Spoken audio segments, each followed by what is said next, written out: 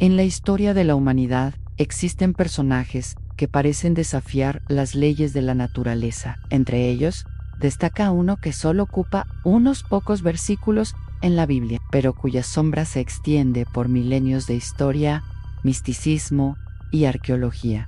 Su nombre era Enoc.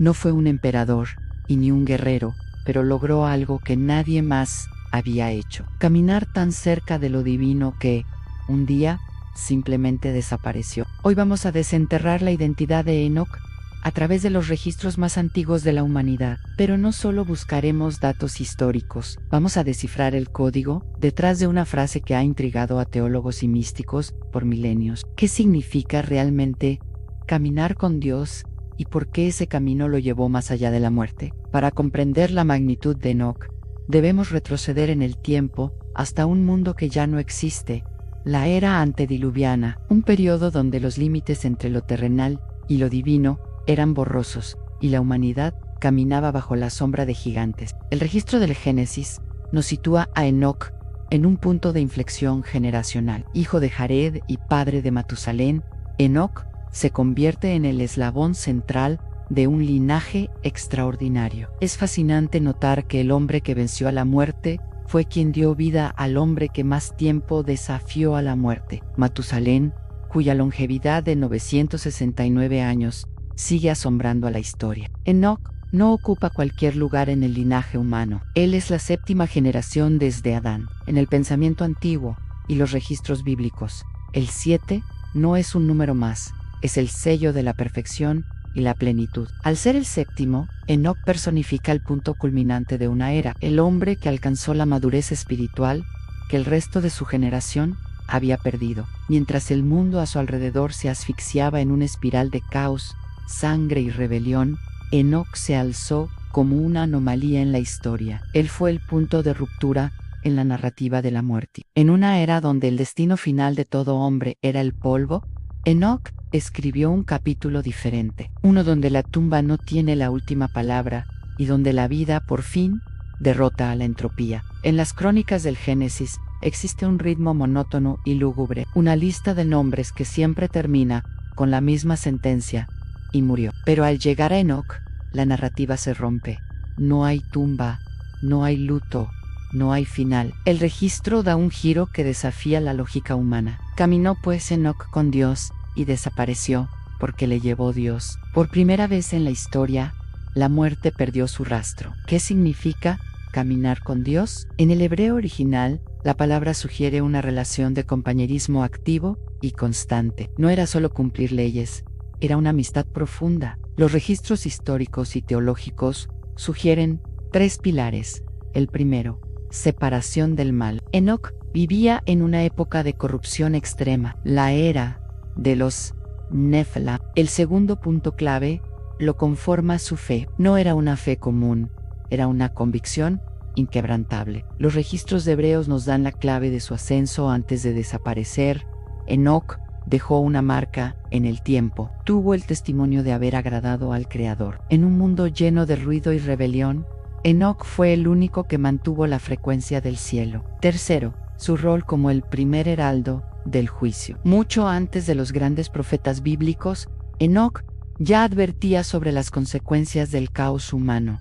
Esta no es solo una tradición oral, es un registro tan poderoso que la epístola de Judas, en el Nuevo Testamento, lo cita directamente. Enoc no solo caminó con Dios, sino que regresó con un mensaje urgente sobre el destino final de la humanidad. Aquí es donde la historia se vuelve fascinante. Aunque el relato bíblico es breve, existe un eslabón perdido que nos permite ver más allá. Se trata del libro de Enoc, una obra que durante siglos fue un misterio, hasta que los manuscritos del Mar Muerto confirmaron su antigüedad. Preservado con celo por la Iglesia etíope, este texto no solo expande su historia, sino que abre una ventana a un universo de revelaciones que estuvieron ocultas para Occidente por generaciones. Este registro histórico detalla las visiones de Enoc sobre los ángeles caídos, los vigilantes y los secretos del cosmos. A pesar de que la gran parte de las Biblias modernas no lo incluyen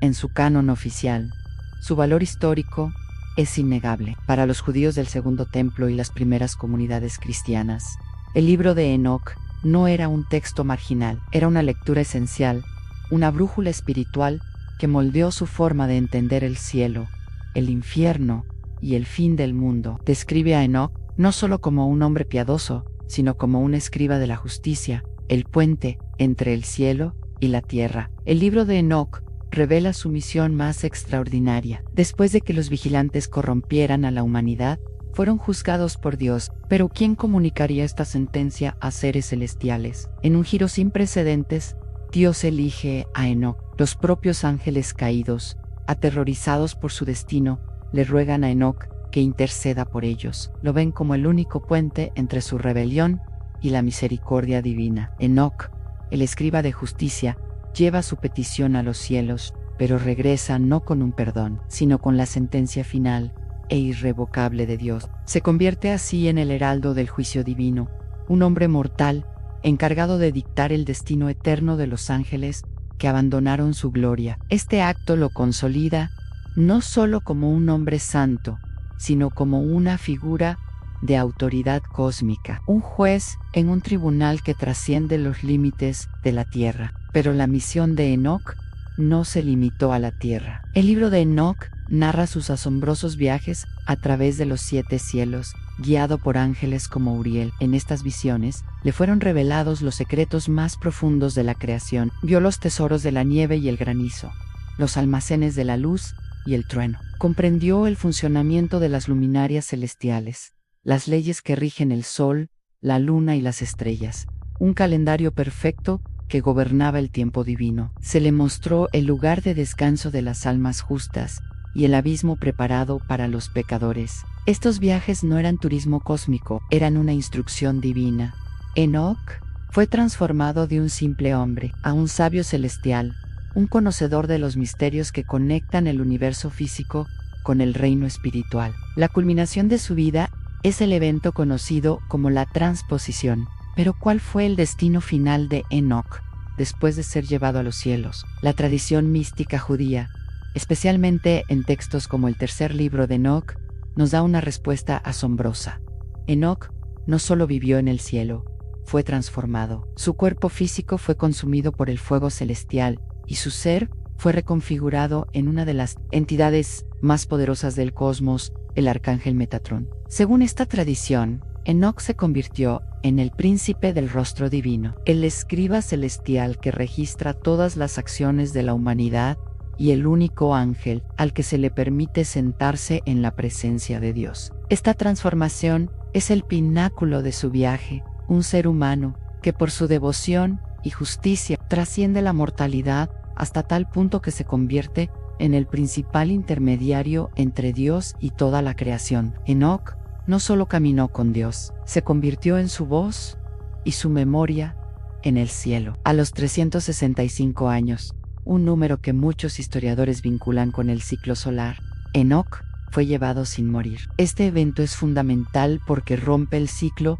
de la caída humana. Enoc se convierte en el prototipo de la esperanza, la idea de que el ser humano puede recuperar la comunión directa con su creador. Su legado influyó en la literatura apocalíptica y en la comprensión de la vida después de la muerte en todo el Medio Oriente. Enoc nos deja una pregunta que resuena a través de los siglos, en un mundo lleno de ruido y distracciones. ¿Es posible caminar en sintonía con lo eterno? Su vida no fue recordada por sus grandes obras materiales, sino por su dirección. Caminó con Dios, y eso fue suficiente para cambiar su destino para siempre. Si te gustó este viaje por la historia antigua, suscríbete y cuéntanos en los comentarios. ¿Conocías la historia del libro de Enoc?